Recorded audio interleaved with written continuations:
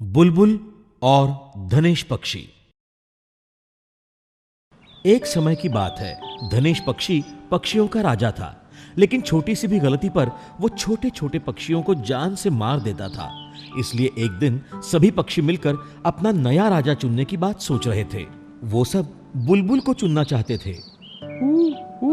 वो राजा जैसा दिखता भी है।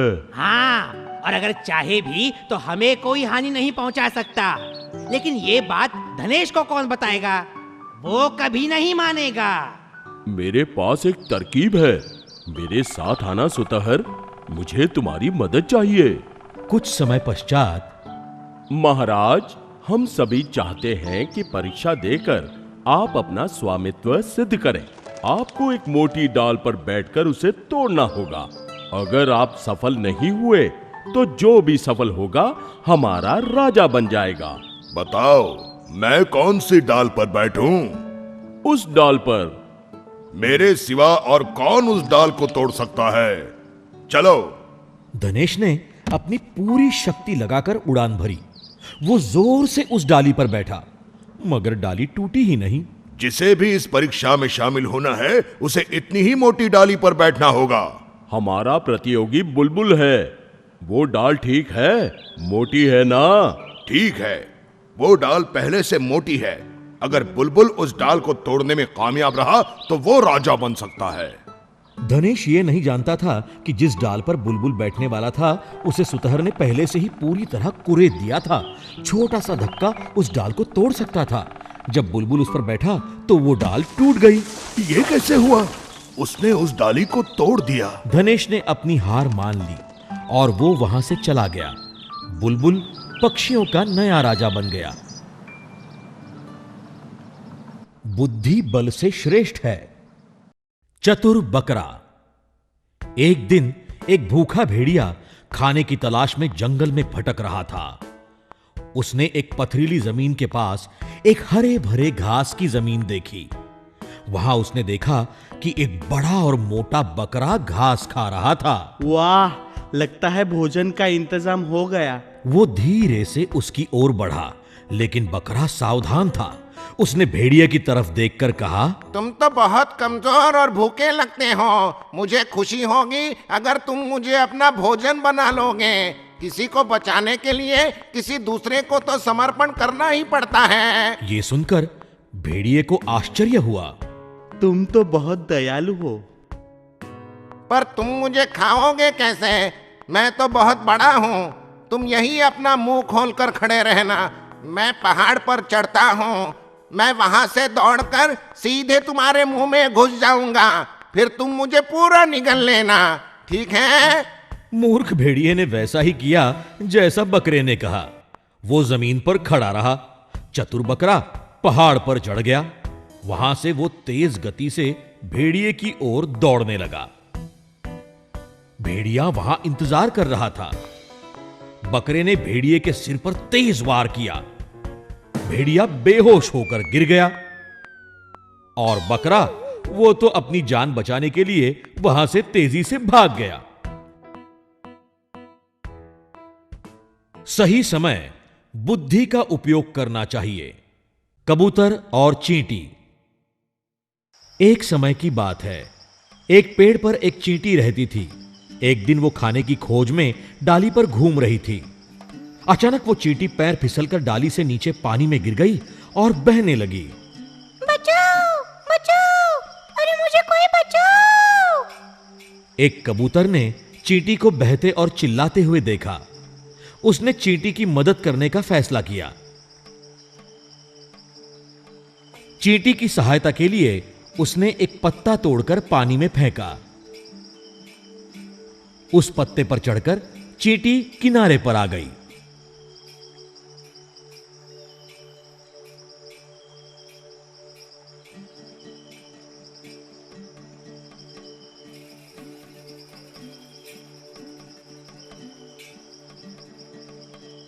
चींटी ने देखा कि कबूतर ने उसकी सहायता की है, तो उसका शुक्रिया अदा करने के लिए वो पेड़ पर चढ़ी। पेड़ पर चढ़कर चींटी कबूतर के पास पहुंची। उसने कबूतर से कहा, धन्यवाद, आज तुमने मेरी जान बचाई। ऐसा मत कहो, ये तो मेरा कर्तव्य था। मैं तुम्हारे आभारी हूँ। भविष्य में अगर तुम्हें कोई मदद लगे तो मुझे जरूर याद करना। जरूर याद करूंगा। आज मैं भगवान का बहुत आभारी हूँ कि उन्होंने मुझे तुम्हारे जैसा दोस्त जो दिया। और खुशी खुशी दोनों अपने रास्ते चले गए। इन दोनों के साथ सब कुछ ठीक चल रहा था।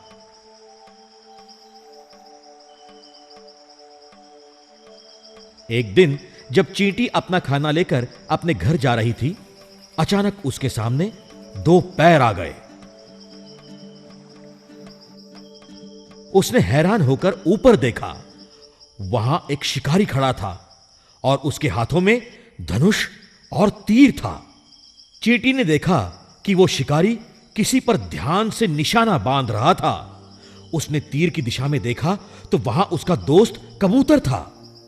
उसने तुरंत कुछ विचार किया और कबूतर को बचाने का फैसला किया।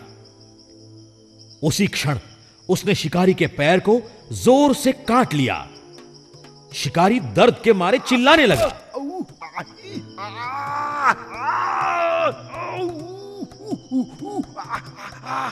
शिकारी की एकाग्रता भंग होने के कारण उसका तीर गलत दिशा में चला गया। कबूतर सावधान होकर उड़ गया। कुछ देर बाद कबूतर चींटी से मिला। उसने कहा, शुक्रिया मेरे दोस्त। तो दोस्त होने के नाते ये मेरा भी कर्तव्य है। मैं पहले ये सोच रहा था कि इतनी छोटी सी चींटी मेरी मदद कैसे करेगी, लेकिन मैं गलत था। आज तुमने मेरी जान बचाई, धन्यवाद। उस दिन से दोनों बहुत गहरे दोस्त बन गए और खुशी से जीवन बिताने लगे। संकट में मदद करने वाला ही सच्चा दोस्त होता है। लालची बगुला। एक घने जंगल में एक तालाब था। उसके किनारे एक बगुला रहता था। उसी तालाब में बहुत सारी मछलियां और अन्य जलचर भी रहते थे।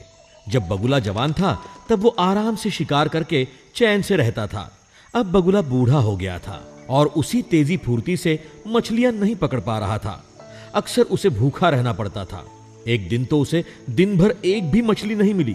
शाम को तालाब के किनारे वो भूख के मारे जोर जोर से रोने लगा। तालाब से केकड़ा और अन्य मछलियों ने उसे रोने का कारण पूछा। धूर्त बगुले ने जवाब दिया, मेरे प्यारे दोस्तों, मैं तुम सब के लिए रो रहा हूं। एक ज्योतिषी ने मुझे बताया कि जल्द ही ये तालाब सूखने वाला है। फिर तुम सबका क्या अंजाम होगा।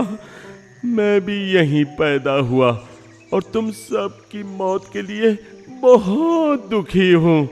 इस चिंता के कारण मैंने खाना भी छोड़ दिया है। हाँ। नादान मछलियां बगुले की बातें सुनकर डर गईं। उन्होंने उससे सहायता मांगी। अरे भाई बगुले, तुम तो सबसे बड़े और अनुभवी हो।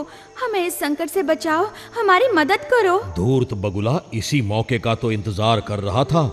वो मदद करने के लिए तुरंत राजी हो गया। यहाँ से कुछ ही दूर दूसरा बड़ा तालाब है। मैं तुम सबको एक एक करके आराम से वहां पहुंचा दूंगा। ये बात सुनकर मछलियां और बाकी जलचर बहुत खुश हुए और बगुले को धन्यवाद देने लगे। बूढ़े बगुले को भी अपनी भोजन की समस्या का हल मिल गया। सहायता करने के उद्देश्य से बगुला एक एक मछली को वहां से ले जाने लगा। लेकिन वो बूढ़ा बगुला कोई साधु संत नहीं था। सहायता करना तो सिर्फ एक नाटक था। वो बगुला मछलियों को घने जंगल में एक चट्टान पर ले जाता और आसानी से मारकर उन्हें चट कर जाता। दिन ऐसे ही कटने लगे। जगह बदलने की उत्सुकता में हर दिन सभी प्राणी उसे जल्दी ले जाने की विनती करने लगे। बगुले को अब भरपेट खाना मिलने लगा। इस तरह बगुला बहुत खुश था। एक दिन तालाब में रहने वाला एक केकड़ा बगुले से कहने लगा, मैं कितने दिनों से आपको मुझे ले जाने की विनती कर रहा हूँ। आप तो सिर्फ मछलियों को ही ले जाते हैं, लेकिन आज तो मेरी बारी है ना। कृपया आप मुझे अपनी पीठ पर बिठाकर उस तालाब तक ले जाइए। केकड़े को पीठ पर बिठाकर बगुला उड़ने लगा। वो सोच रहा था, चलो आज जरा स्वाद बदल लेता हूँ। वही मछलियां बहुत दिनों से खा रहा हूँ। केकड़े ने पूछा। क्यों दोस्त, वो सब मछलियाँ नई जगह पर खुश तो है ना? बगुला सोच रहा था। अब ये केकड़ा पेट से कहाँ भागेगा, तालाब से भी दूर आ गए हैं। चलो इसे सच बता ही दूं, बेचारा। बगुला हंसकर बोला। कैसा तालाब बच्चे, वहां कोई तालाब नहीं है। तुम चिंता ना करो, सारी मछलियां मेरे पेट में सुरक्षित हैं और अब तुम भी मेरा भोजन बनने के लिए तैयार हो जाओ। बगुले की नीचता केकड़े के ध्यान में आ गई। उसने बगुले की लंबी गर्दन को मरोड़ दिया और वो धूर्त बगुला उसी समय मर गया। केकड़ा वापस तालाब पर आया और उसने सबको बगुले की नीचता के बारे में बताया। सभी ने केकड़े की प्रशंसा की और उसे धन्यवाद दिया। दुश्मन की बातों पर कभी विश्वास नहीं करना चाहिए। आलसी तोते। एक घने जंगल में एक पीपल के पेड़ पर एक तोतों का झुंड रहता था। शिकारी कभी उन्हें पकड़ता तो कभी उनके बच्चे ले जाता। इसलिए एक दिन उन्होंने दूसरी जगह जाने का फैसला किया। उन्होंने दूर एक ताड़ का पेड़ खोज लिया। यह पेड़ बहुत ऊंचा होने के कारण शिकारी का उस पर चढ़ना मुश्किल था। झुंड के मुखिया ने सभी तोतों को घोंसले बनाने का काम शुरू करने के लिए कहा। सभी तोते नई जगह को देखकर बहुत खुश हुए और खुशी के मारे चहकने लगे। लेकिन मुखिया सावधान था और अब भी उस नई जगह की जांच कर रहा था। अचानक उसने उस पेड़ के पास एक छोटी लता को देखा। उसने सभी तोतों को नीचे बुलाया। आओ, आओ, जल्दी नीचे आओ। इस पेड़ के पास जो लता है उसे अभी निकालना होगा। सारे तोते घोंसलों में आराम कर रहे थे। वो अपने घोंसलों से ही नीचे उगी उस लता को देखने लगे और कहने लगे, मुखिया जी, आप यूं ही चिंता कर रहे हो? ये छोटी सी लता हमारा क्या बिगाड़ेगी? मुखिया उनको उस लता को निकालने की आवश्यकता समझाने लगा। आज ये लता नाजुक है, उसे निकालना आसान है, लेकिन वो हमेशा इतनी ही नहीं रहेगी। कुछ दिन बाद वो बड़ी सख्त रस्सी की तरह बन जाएगी। इसे अभी निकालना होगा। आगे जाकर ये शिकारियों का पेड़ पर चढ़ने का साधन बन जाएगी। वो आसानी से घोंसलों तक पहुंचेंगे और अनर्थ हो जाएगा। सारे तोते आराम से घोंसलों में बैठे थे। वो अपने मनोरंजन में रुकावट नहीं चाहते थे। मुखिया की बात वो रोज अगले दिन पर टालते रहे। टालते टालते तोतों ने उस लता को बढ़ने दिया। कुछ दिनों बाद लता बढ़कर मजबूत बन गई। अब तोतों ने उसे निकालने की कोशिश की, पर वो उसे नहीं निकाल पाए। एक दिन जैसा मुखिया ने कहा वैसा ही हुआ। एक शिकारी वहां आया। उसने उस मजबूत लता को देखा। उस लता की सहायता से वो बहुत आसानी से पेड़ पर चढ़ गया। पूरे झुंड की आंखों के सामने वो उनके घोंसलों से सारे बच्चों को निकालकर ले गया। सारे तोते सिर्फ देखते रह गए और कुछ नहीं कर पाए। इस घटना के बाद सारे तोते वो पेड़ छोड़कर चले गए। अपने मुखिया की बात न मानने पर वो बहुत पछताने लगे, पर अब बहुत देर हो चुकी थी। छोटी छोटी बातों पर भी ध्यान देना आवश्यक होता है। खरगोश और कांटा चूहा। नर्मदा नदी के किनारे एक घना जंगल था। उसमें रहने वाले जानवर हमेशा झगड़ते रहते थे। हम हमेशा झगड़ते हैं। हमारा कोई राजा नहीं है जो हमारा न्याय कर सके। हाँ, हमारा एक राजा होना चाहिए। लेकिन राजा बनेगा कौन? फिर से झगड़ा शुरू हुआ। मैं राजा बनूंगा। अरे नहीं, मैं ही राजा बनूंगा। राजा तो मुझे बनना चाहिए। एक बूढ़ा लोमड़ी जो कुछ ही दिन पहले उस जंगल में आ बसा था, अपनी गुफा से गरजते हुए बाहर आया। अरे ये शोर कैसा? बाहर जाके देखता हूँ। जानवरों ने लोमड़ी को उनकी तरफ आते देखा। क्यों न इस लोमड़ी को ही हम अपना राजा चुने? ये ठीक रहेगा। जब वो बूढ़ा लोमड़ी उनके पास आया, हमें एक राजा की जरूरत है, क्या आप हमारा राजा बनना पसंद करेंगे? क्या किस्मत है मेरी, मुझे विश्वास ही नहीं हो रहा। मेरे बुरे दिन शायद खत्म हुए। मुझे कोई ऐतराज नहीं। देखो, मैं हिंसा का विरोधी हूँ। कोई भी बात पूरी तरह जानने के बाद ही अगर मुझे जरूरी लगा तो ही मैं अपराधी को मृत्युदंड दूंगा। सभी जानवर प्रसन्न हुए। महाराज, हिंसा के विरोधी तो हम भी हैं, लेकिन एक न्यायप्रिय राजा ही अपराधी को मार सकता है। अच्छा, तो ठीक है। अगले ही दिन खरगोश और कांटा चूहा के बीच झगड़ा हो गया। ये बिल मेरा है। नहीं, ये मेरा है। मैंने इसे सबसे पहले देखा है। तुमने देखा ठीक है, पर मेरे ही पिताजी ने इसे पहले बनवाया था। तुम्हारे पिताजी ने बनाया तो क्या हुआ? उन्होंने इसे छोड़ दिया था। अच्छा, ये बात है, तो हम राजा के पास चलते हैं। न्याय मांगने के लिए दोनों बूढ़े लोमड़ी के पास गए। महाराज, हमें न्याय चाहिए, न्याय। क्यों, क्या हुआ? दोनों जानवर एक साथ अपने झगड़े के बारे में लोमड़ी को बताने लगे। अरे जरा रुको रुको, मैं बूढ़ा हूँ, कान से अच्छी तरह सुन नहीं पाता। जरा मेरे पास आकर कहो। दोनों जानवर बिना हिचकिचाए लोमड़ी के पास गए। अगले ही पल लोमड़ी उन पर झपटा और उन्हें मारकर खा गया। अब सब जानवरों को अच्छा सबक मिल गया। दोस्तों, हमें अपना न्याय खुद करना चाहिए।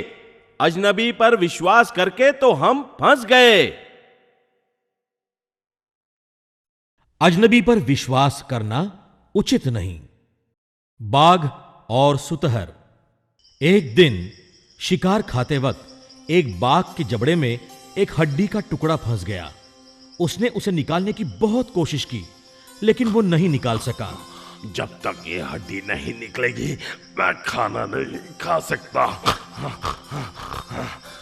दिन गुजरते गए और वो बाघ बहुत परेशान और कमजोर हो गया।